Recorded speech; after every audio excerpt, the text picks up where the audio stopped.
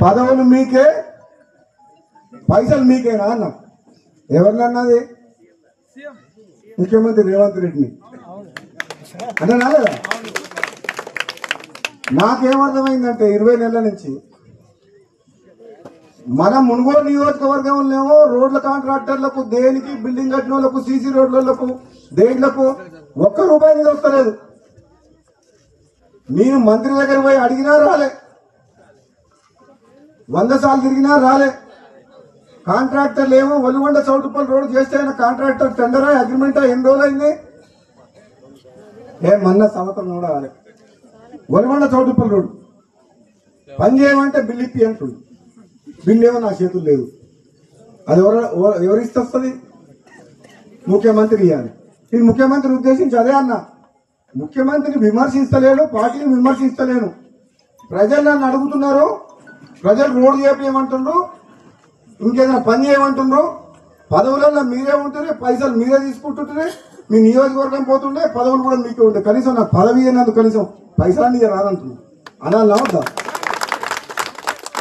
పదవులు మీకైనా తీసుకోరు, పదవులు మీరు అనుభవించినా పర్వాలేదు, మాత్రం నాకు అన్యాయం చేసినా పర్వాలేదు, కానీ మా మునుగోడు నియోజకవర్గానికి నాకు ఎన్నుకున్న ప్రజలకు అన్యాయం చేయకుండా ఈ మునుగోడు సహకరించమని చెప్పింది.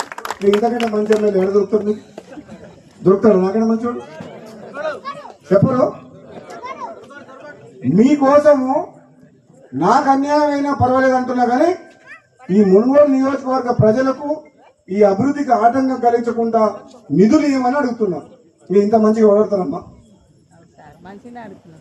అందుకని అంటున్నా, తప్పకుండా రాబోయే స్థానిక సంస్థల్లో మంచోళ్ళని ఎన్నుకోరి.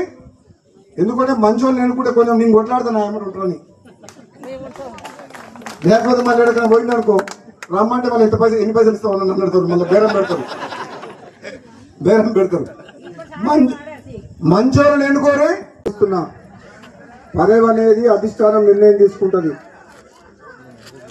ఆ పదవి అనేది నాకు ఒక బాధ్యత తప్పితే అది వస్తే ప్రజలకు లాభం. అది వచ్చేటప్పుడు వస్తుంది. ఎన్ని రోజులు ఆపలేదు, మన ఆపగలుగుతారా? ఆపితే మనం ఊకుంటామా?